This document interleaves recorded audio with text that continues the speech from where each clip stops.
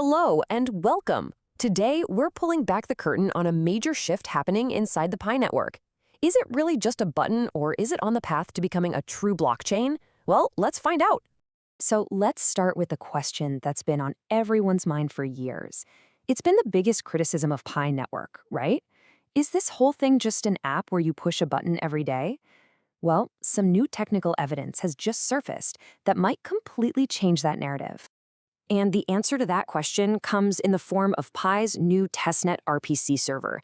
Now, this isn't some minor update. This is the technical foundation that proves this project is way more than just a button.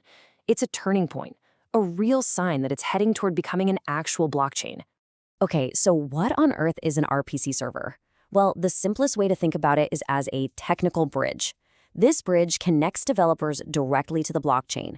Before, it was a long, complicated process for developers to talk to the network. Now, with this bridge, apps can ask the network questions and get answers back almost instantly. So how does it actually work? It's pretty straightforward. An app sends out a request, the RPC server grabs it. Then, the server connects directly to a Pi testnet node to get the data it needs. And finally, it sends that data right back to the app as a response. This whole process makes it incredibly fast and easy for developers to pull information from the blockchain. So, this bridge is built, but who really benefits from it? The developers. This update is opening up a whole new world of possibilities for them. The real question is, what's behind these new doors? Think of it like a brand new toolkit for developers.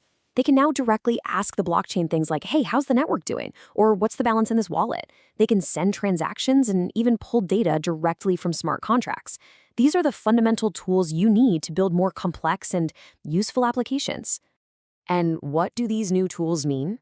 It means developers can now start testing real-world applications, things like DeFi platforms, NFT marketplaces, and gaming projects. This is a huge deal, because it signals a shift from Pi just being something you earn to something you can actually use. But this RPC server isn't just a one-off event. It's actually a key part of a much larger, deliberate roadmap. The Pi network has been rolling out a series of technical upgrades, and they're all steps on the path to fully enabling smart contracts. This timeline really shows you that this is all part of a plan. First, Protocol 20 laid the groundwork for smart contracts. Then, Protocols 21 and 22 focused on making the network more stable and efficient. And finally, the goal for Protocol 23 is to switch these smart contracts on completely. It's all happening step by step, in the right order. So after all these technical updates, what's next? Everything is pointing towards one massive goal, the open network. Every single one of these steps is being taken to get there. And that's really the bottom line here.